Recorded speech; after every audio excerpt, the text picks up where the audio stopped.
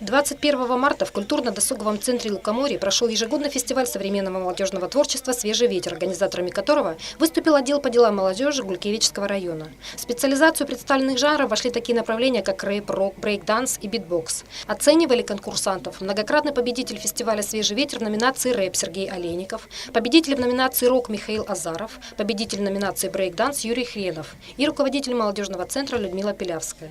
Фестиваль «Свежий ветер» проводится ежегодно с 2006 года. Молодые люди в возрасте от 14 до 30 лет могли проявить себя, приняв участие в конкурсе. Из 15 представленных работ участников жюри выбрало самых достойных. Выбор был непростым. Бывший участник фестиваля, а сегодня один из членов жюри Сергей Олейников, считает проведение таких фестивалей важным шагом в молодежной политике.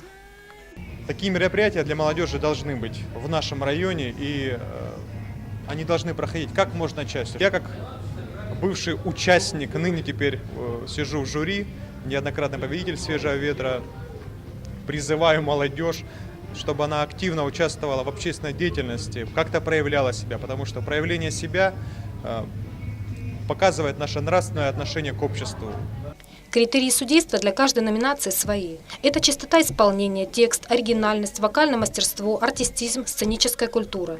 Победители продолжат борьбу за победу в Павловском районе в мае этого года. Путевку в финал получили в номинации рэп-соло юный исполнитель под псевдонимом Андрей Джей, в номинации рэп группа Док и Чами, в хард-роке группа Крэш, в направлении рок-лайт группа Форест Кэмп и хореографический коллектив Юг Стайл.